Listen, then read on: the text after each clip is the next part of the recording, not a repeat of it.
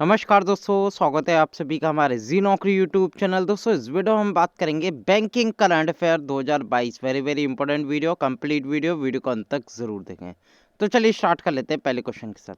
पहला क्वेश्चन है दोस्तों, मार्च 2022 में आरबीआई की रिपोर्ट के अनुसार किस बैंक में रुपयों की सबसे बड़ी धोखाधड़ी हुई?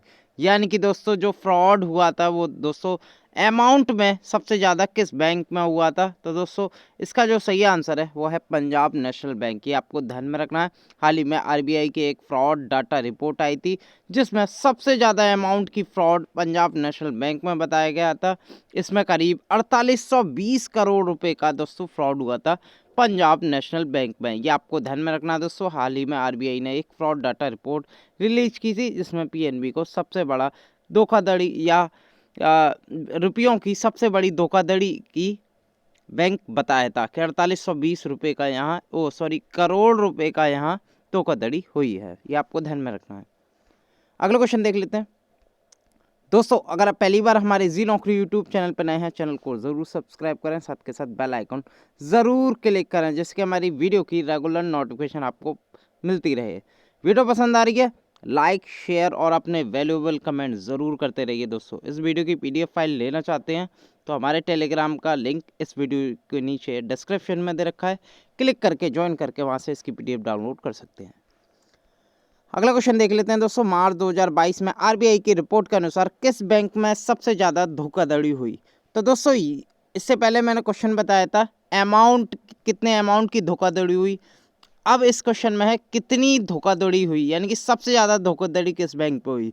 तो दोस्तों ये जो हुई थी, ये हुई थी दोस्तों बैंक ऑफ इंडिया में। ये आपको ध्यान में रखना है दोस्तों। रिजर्व बैंक ऑफ इंडिया की फ्रॉड डाटा रिपोर्ट आई थी जिसमें हाईएस्ट नंबर ऑफ फ्रॉड्स, यानी कि कितनी बार फ्रॉड हुए, उस फ्रॉड 13 बार फ्रॉड हुए थे बैंक ऑफ इंडिया में दोस्तों। हाईएस्ट नंबर ऑफ फ्रॉड्स तो दोस्तों किस में थी? बैंक ऑफ इंडिया में थी। और सबसे ज़्यादा फ्रॉड अमाउंट में किस में था? वो पंजाब नेशनल बैंक में था। कितनी बार फ्रॉड, यानी कि टाइप ऑफ फ्रॉड या highest number of fraud, total कितने फ्रॉड हुए थे? 13 फ्रॉड हुए थे। सबसे ज़्यादा कहाँ हुए थे? बैंक ऑफ इंडिया में हुए थे। ये आपको ध्यान में रखना है दोस्तों, पूछा जा सकता है। अगला क्वेश्चन देख लेते हैं। मार्च 2022 में भारतीय रिजर्व बैंक नोट मुद्रण प्राइवेट लिमिटेड ने कहाँ पर वर्णिका नामक स्याही निर्माण इकाई स्थापना की है? तो दोस्तों ये जो लॉन्च की है ये कर्नाटक के मैसूर शहर में ये लॉन्च की गई है। इसका क्या नाम है? वर्णिका। दोस्तों एक तरह की ये जो भारतीय रिजर्व बैंक का नोट मुद्रण प्राइवेट लिमिटेड है, जो नोट छापता है, उसने एक इकाई लॉन्च की है स्याही निर्माण इकाई की, जिसका नाम है वर्णिका। ये आपको ध्यान में रखना है दोस्तों, वेरी इंपॉर्टेंट। और दोस्तों इसका जो इनॉग्रेट है वो आरबीआई के गवर्नर आप देख सकते हैं शक्तिकांत दास ने, इन्होंने किया था। कहाँ पे खोला गया है? मैसूर में। ये वर्णिका नामक स्याही निर्माण इकाई है जो कि मैसूर में खोली गई है। ये आपको ध्यान में रखना है। किसने स्थापित की है? भारतीय रिजर्व बैंक नोट मुद्रण प्राइवेट लिमिटेड। अगले क्वेश्चन पे चलते हैं। मार्च 2022 में रिजर्व बैंक के गवर्नर शक्तिकांत दास ने कहां पर रिजर्व बैंक इनोवेशन हब की स्थापना की? आप देख सकते हैं फोटो में RBIH, reserve bank innovation hub इसकी फुल फॉर्म होती है दोस्तों। तो दोस्तों किसने इनॉग्रेट किया इसे? जो आरबीआई के गवर्नर है दोस्तों शक्तिकांत दास, उनके द्वारा इनॉग्रेट किया गया। कहाँ इनॉग्रेट किया गया? कर्नाटका की राजधानी बेंगलुरु में रिजर्व बैंक इनोवेशन हब की स्थापना की गई। ये आपको ध्यान में रखना है। इसके जो चेयरपर्सन बनाए गए हैं दोस्तों वो एस गोपाल कृष्णन बनाए गए हैं। यानी कि स्थापना किसने करी? रिजर्व बैंक ऑफ इंडिया ने करी। किसकी? रिजर्व बैंक इनोवेशन हब की। इसके चेयरपर्सन कौन बनाए? एस गोपाल कृष्णन। कहाँ स्थापना की इसकी? बेंगलोर, जो कि कर्नाटक की राजधानी है, वहाँ पर इसकी स्थापना की। अगले क्वेश्चन की मैं बात करूं। मार्च 2022 में किस बैंक ने कॉरपोरेट ग्राहकों के लिए ग्रीन डिपॉजिट प्रोग्राम को लॉन्च किया है? तो दोस्तों ये जो लॉन्च किया है ये डीबीएस बैंक ने लॉन्च किया है। ये आपको ध्यान में रखना है दोस्तों।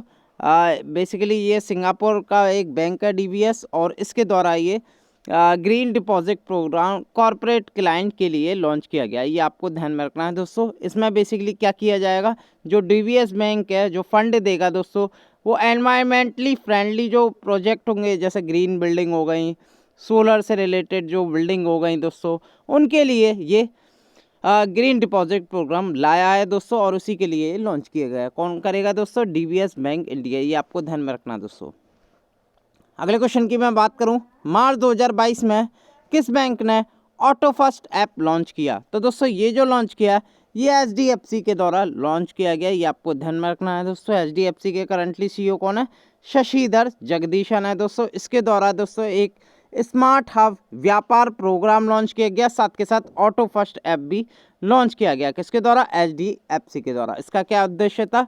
जो स्मॉल व्यवसाय होते हैं दोस्तों, ऋणों को डिजिटल प्रोत्साहन देने के लिए ये लॉन्च किया गया, ये आपको ध्यान में रखना है। जो स्मॉल लोन होते हैं दोस्तों, उसमें डिजिटल जो टेक्नोलॉजी होती है उसका प्रोत्साहन देने के लिए ये बेसिकली ये लॉन्च किया गया एचडीएफसी के द्वारा, ये आपको ध्यान में रखना है। अगले क्वेश्चन की मैं बात करूं, मार्च 2022 में किस संस्था ने महिला उद्यमियों को समर्थन देने के लिए महिला मनी प्रीपेड कार्ड लॉन्च किया है? तो दोस्तों ये जो लॉन्च किया है ये आपको ध्यान में रखना है, ये उपरोक्त सभी ने लॉन्च किया है, यानी कि इसमें महिला मनी भी शामिल है, वीज़ा भी शामिल है, ट्रांसकॉर्प भी शामिल है। आप देख सकते हैं फोटो में ट्रांसकॉर्प, महिला मनी, वीज़ा, और इसका जो नाम रखा है वो महिला मनी प्रीपेड कार्ड है दोस्तों, वुमेन एंटरप्रेनर के लिए, ये आपको ध्यान में रखना है दोस्तों। बेसिकली इसका जो उद्देश्य है वो महिला उद्यमियों को डिजिटल भुगतान का अधिक प्रभावी ढंग से उपयोग करने में ये मदद करेगी, ये आपको ध्यान में रखना है। ये तीनों ने मिलकर लॉन्च किया है। अगला क्वेश्चन देख लेते हैं, मार्च 2022 में किस बैंक ने house work is work project launch किया है? इंग्लिश में बात करूं तो हाउस वर्क इज वर्क, ये आपको ध्यान में रखना है। बेसिकली एक तरह का प्रोजेक्ट है ये जो लॉन्च किया गया है दोस्तों, ये एक्सिस बैंक के द्वारा लॉन्च किया गया है, ये आपको ध्यान में रखना है। एक्सिस बैंक के जो सीईओ हैं वो अमिताभ चौधरी हैं दोस्तों, और इस जो प्रोजेक्ट है इसका जो उद्देश्य है, यानी कि महिलाएं जो नौकरी छोड़ चुकी हैं और वापस आनी है बैंकों में काम करने के लिए वापस आना चाहती हैं, तो उसके लिए दोस्तों ये लॉन्च किया गया है कि उन्हें महिलाओं को कोई दिक्कत ना हो आगे बैंक ज्वाइन करने में। तो बेसिकली उन्हीं महिलाओं के लिए ये प्रोजेक्ट है। क्या नाम है इसका? House work is work. अगला क्वेश्चन देख लेते हैं, मार्च 2022 में किस संस्था ने गैर स्मार्टफोन के लिए डिजिटल भुगतान से संबंधित यूपीआई 123 पे लॉन्च किया है? Very very important double star question है दोस्तों, ये आपको ध्यान में रखना है। दोस्तों ये basically reserve bank of India के द्वारा आरबीआई के द्वारा लॉन्च किया गया है। बेसिकली यूपीआई 123 पे फॉर फीचर फ़ोन के लिए है, यानी कि दोस्तों जिस मोबाइल जो कीपैड मोबाइल होते हैं, बेसिकली स्मार्टफोन नहीं होते हैं या जिनमें इंटरनेट नहीं चलता, उनके लिए रिजर्व बैंक ऑफ इंडिया ने ये लॉन्च किया है। बेसिकली इसमें क्या होगा, आप ऑफलाइन मोड से भी ये आप पेमेंट कर सकते हैं किसी को। तो दोस्तों इसी के लिए जो यूपीआई 123 पे है, जो फीचर फ़ोन है के उपयोगकर्ताओं को भुगतान करने के लिए यूपीआई का उपयोग करने का विकल्प प्रदान देगा, यानी कि दोस्तों इसमें यूपीआई से आप पैसे ट्रांसफ़र कर सकते हैं दोस्तों। आरबीआई ने इसके साथ साथ दोस्तों एक डिजिटल साथी हेल्पलाइन भी निकाला, यानी कि अगर आपको इसमें दिक्कत आ रही है 123 पे में, तो आप डिजी साथी पर हेल्पलाइन ले सकते हैं, यानी कि उसके नंबर पर कॉल कर सकते हैं और जानकारी ले सकते हैं दोस्तों। बेसिकली एक फीचर फ़ोन पेमेंट सॉल्यूशन है 123 पे, जो कि हाल ही में आरबीआई के द्वारा निकाला गया। अगला क्वेश्चन देख लेते हैं दोस्तों, मार्च 2022 में किस बैंक ने ऑनलाइन बैंक खाता खोलने के लिए उड़ीसा राज्य में प्रोजेक्ट बैंक सखी लॉन्च किया है? तो दोस्तों ये क्या है? बैंक ऑफ महाराष्ट्र ने, ये आपको ध्यान में रखना है। इसके प्रोजेक्ट का क्या नाम है? प्रोजेक्ट बैंक सखी। और किसने लॉन्च किया? बैंक ऑफ महाराष्ट्र ने लॉन्च किया। कहाँ लॉन्च किया? उड़ीसा राज्य में। बेसिकली इसका जो उद्देश्य है ऑनलाइन बैंक खाता खोलने के लिए, यानी कि ऑनलाइन घर बैठे बैठे हम कैसे सेविंग अकाउंट खोलें, तो दोस्तों उसके लिए ये प्रोजेक्ट लॉन्च किया गया है बैंक ऑफ महाराष्ट्र ने, ये आपको ध्यान में रखना है। इसके लिए बैंक ऑफ महाराष्ट्र ने दोस्तों टाई अप किया है Mahagram and Sunivesh India finance service limited के साथ, ये भी आपको ध्यान में रखना है।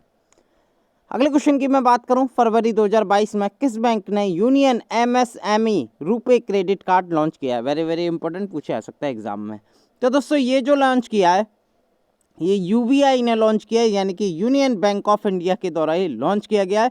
इस क्रेडिट कार्ड का नाम है union MSME RuPay credit card, ये आपको ध्यान में रखना है। बेसिकली यानी कि जो माइक्रो होते हैं, स्मॉल होते हैं दोस्तों, यानी कि सूक्ष्म लघु और मध्यम उद्यमों के व्यवसाय से संबंधित परिचालन खर्चों को पूरा करने के लिए बेसिकली ये यूनियन बैंक ऑफ इंडिया ने MSME रुपे कार्ड लॉन्च किया, ये आपको ध्यान में रखना। इसके साथ जो यूनियन बैंक ऑफ इंडिया है उसने NPCI national payment corporation of India के साथ गठबंधन किया है या कोलैबोरेशन किया है, ये आपको ध्यान में रखना इस क्रेडिट कार्ड को लॉन्च करने के लिए।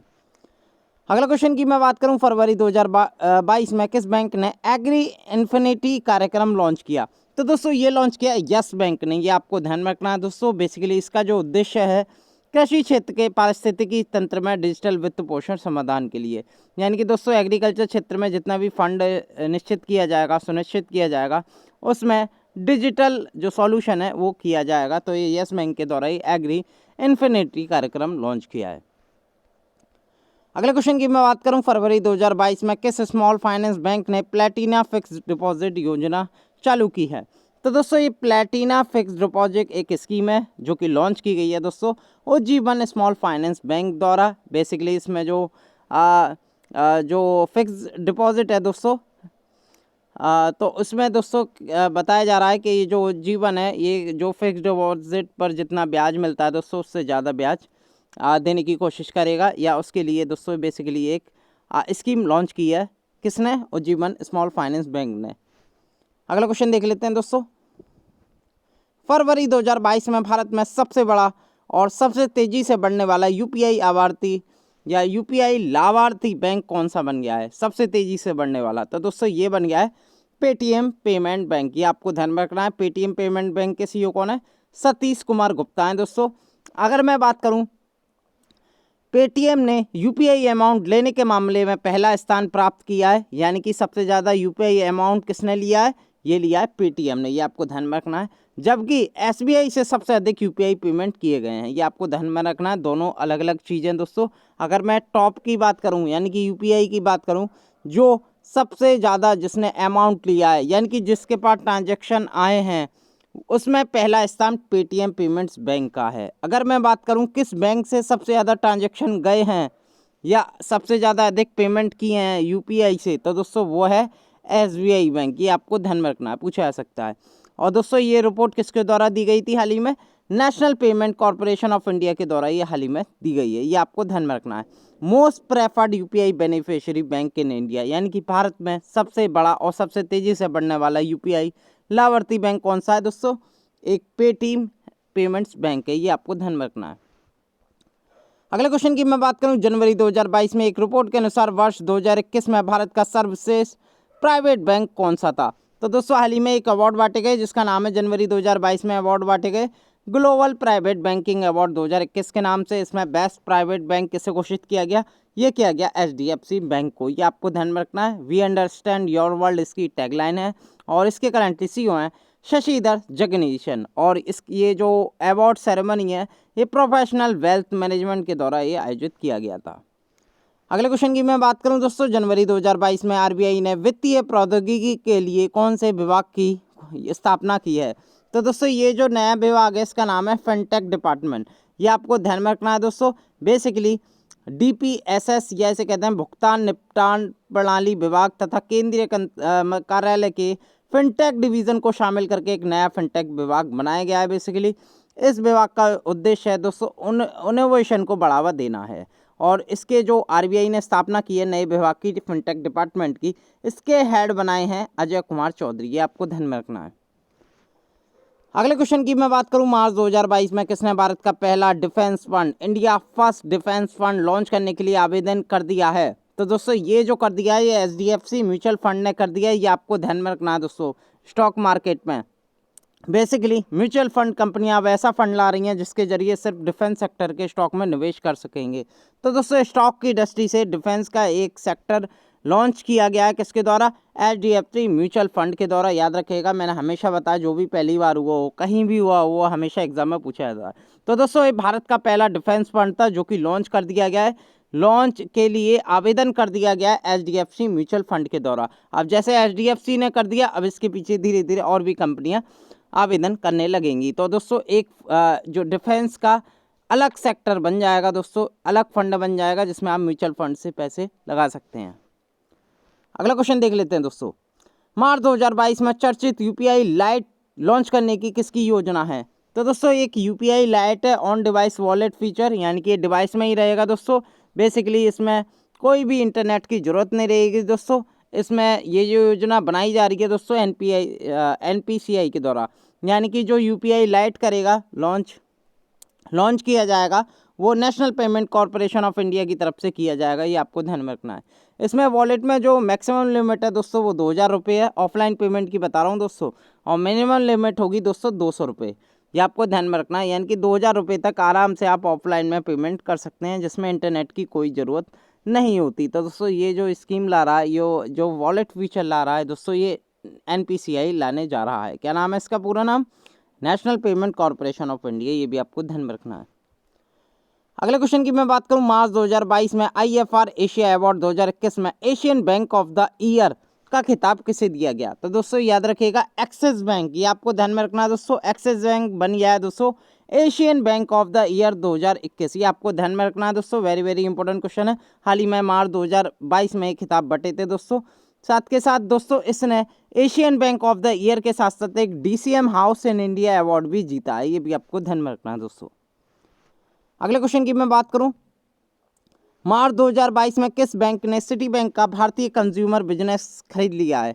तो दोस्तों ये सिटी बैंक का इंडिया कंज्यूमर बिजनेस है, जिसमें शामिल होते हैं दोस्तों credit card, retail banking, home loans, wealth management, जितने भी इसकी जो कैटेगरी हैं दोस्तों, जितने भी बिजनेस में शामिल है दोस्तों, उन सबको खरीद लिया है किसके द्वारा दोस्तों? एक्सिस बैंक के द्वारा। ये दोस्तों वेरी वेरी इंपॉर्टेंट क्वेश्चन है, पूछा जा सकता है आपसे। कितने में डील हुई है?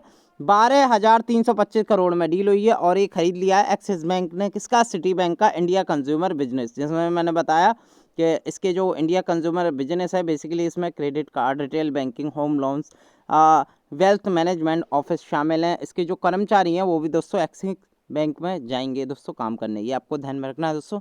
यानी कि एक्सिस बैंक में मर्ज हो जाएंगे जितनी भी चीज़ें। अगला क्वेश्चन देख लेते हैं, मार्च 2022 में गवर्नर ऑफ द ईयर का पुरस्कार किसे दिया गया? ये आपको ध्यान में रखना, वेरी वेरी इंपॉर्टेंट क्वेश्चन है, पूछा जाएगा। तो दोस्तों हाल ही में एक सेंट्रल बैंकिंग अवार्ड 2022 बांटे गए थे मार्च 2022 में। इसमें जो कैटेगरी थी गवर्नर ऑफ द ईयर 2022 की, वो दोस्तों चुना गया किसे? मारियो मार्सेल को। आप देख सकते हैं मारियो मार्सेल हैं दोस्तों, ये सेंट्रल बैंक ऑफ चिली देश है दोस्तों, और उसके गवर्नर को चुना गया है। मारियो मार्शल इनका नाम है, ये आपको ध्यान में रखना, पूछा जा सकता है एग्जाम में। वेरी वेरी इंपॉर्टेंट क्वेश्चन है दोस्तों ये।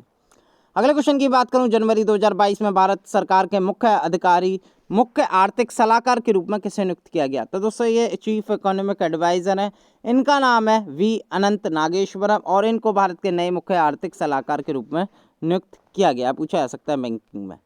अगला क्वेश्चन देख लेते हैं, जनवरी 2022 में द 10 डॉलर ट्रिलियन ड्रीम कहते हैं इसे, इस पुस्तक के लेखक कौन है? तो दोस्तों मैं काफ़ी बुक्स एंड ऑथर में इनका वर्णन किया था मैंने। ये फॉरेन फाइनेंस सेक्रेटरी हैं, जिनका नाम है सुभाष चंद्र गर्ग। तो दोस्तों इनकी एक पुस्तक आई थी, इनके द्वारा ये लॉन्च की गई है, पूछा जा सकता है एग्जाम में बैंकिंग करंट अफेयर में, क्योंकि इकोनॉमिक्स से रिलेटेड है ये।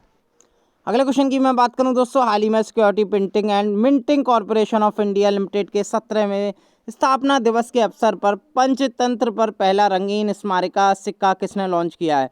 तो दोस्तों ये किया है फाइनेंस मिनिस्टर निर्मला सीतारमण ने, ये आपको ध्यान में रखना है दोस्तों। फर्स्ट कलर सोवेनियर कॉइन है दोस्तों, किस पर? पंचतंत्र पर, ये आपको ध्यान में रखना है। किसने लॉन्च किया है? ये निर्मला सीतारमण के द्वारा। और दोस्तों ये आपको ध्यान में रखना है दोस्तों, किसका स्थापना दिवस था दोस्तों? Security printing and minting corporation of India का 17वां स्थापना दिवस था। इस पर ये पहला रंगीन स्मारिका सिक्का लॉन्च किया है पंचतंत्र पर, ये आपको ध्यान में रखना है दोस्तों। किसने? निर्मला सीतारमण के द्वारा। अगले क्वेश्चन की बात करूं, मेटावर्स में दुकान स्थापित करने वाला विश्व का पहला बैंक कौन बन गया है?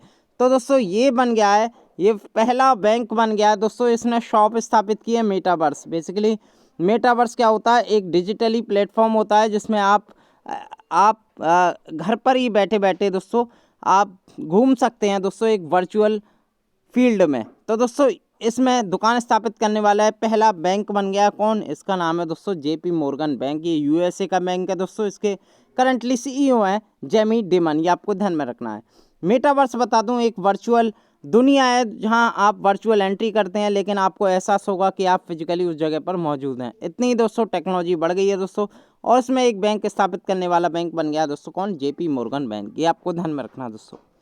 अगले क्वेश्चन की मैं बात करूं, भारत की यूपीआई प्रणाली को अपनाने वाला देश कौन बन गया है दोस्तों, पहला देश कौन बने है, वेरी वेरी इंपॉर्टेंट क्वेश्चन पूछा जा सकता है आपसे। तो दोस्तों ये बन गया है Nepal. Nepal will become first country to deploy India UPI platform, यानी कि बहुत से देश ऐसे हैं दोस्तों जिन पर यूपीआई नहीं है, वो भारत से अब खरीद रहे हैं दोस्तों। तो काफ़ी अच्छी है, डिजिटल इंडिया बनना है दोस्तों इंडिया। बात करूं तो नेपाल पहला देश बन गया है भारत की यूपीआई प्रणाली अपनाने वाला, ये आपको ध्यान में रखना है दोस्तों। तो दोस्तों नेपाल का जो पेमेंट ऑपरेटर है उसका नाम है गेटवे पेमेंट सर्विस, ये आपको जीपीएस नाम है, जो नेपाल में काम कर रहा है दोस्तों। उसने भारत के एनपीसीआई से हाथ मिलाया है, यानी कि जीपीएस नेपाल की है और एनपीसीआई इंडिया की है, दोनों ने हाथ मिलाया है दोस्तों। तो दोस्तों इसमें एक बेंगलोर का एक मानम इन्फोटेक है दोस्तों, वो यूपीआई का मतलब यूपीआई की सर्विस देगा, वहाँ के कैसे काम करता है यूपीआई, क्या क्या आपको ज़रूरत है। तो दोस्तों मानम इन्फोटेक के द्वारा यूपीआई चलाया जाएगा, कहाँ, नेपाल में, ये आपको ध्यान में रखना है दोस्तों। अगले क्वेश्चन की मैं बात करूं, पुस्तक इंडोमिटेबल आत्मकथा बुक्स एंड ऑथर मैं आपको बता चुका हूं, लेकिन इंपॉर्टेंट बुक है दोस्तों क्योंकि ये फॉर्मर एसबीआई चेयरमैन नहीं थी और बैंकिंग से हमारे रिलेटेड करंट अफेयर है, तो पूछा जा सकता है आपसे। Indomitable a working woman notes on life work and leadership, ये तो ऑटोबायोग्राफी है, यानी कि आत्मकथा है, ये किसकी है। तो दोस्तों आप देख लिया होगा, इनका जो नाम है अरुंधति भट्टाचार्य नाम है दोस्तों। ये एसबीआई की फॉर्मर चेयरमैन भी रह चुकी हैं दोस्तों, इसलिए और भी ज़्यादा इंपॉर्टेंट है। इनकी हाल ही में दोस्तों एक आत्मकथा आई थी जिसका नाम था इंडोमिटेबल। पूरी बुक का नाम याद करने की जरूरत नहीं है, केवल इंडोमिटेबल आपको याद रखना है दोस्तों। ये किसकी आत्मकथा है, ये farmer SBI chairman Arundhati Bhattacharya की आत्मकथा है, जिसमें उन्होंने अपने लाइफ के बारे में, वर्क के बारे में, लीडरशिप के बारे में जिक्र किया। ये आपको ध्यान में रखना है दोस्तों। करंटली कहाँ पर है ये अरुंधति भट्टाचार्य, तो करंटली सीईओ एंड चेयरमैन है दोस्तों सेल्स फोर्स इंडिया की, ये भी आपको ध्यान में रखना है दोस्तों। अगली वीडियो के साथ एक बार फिर मैं हाजिर हूँगा, बहुत बहुत धन्यवाद।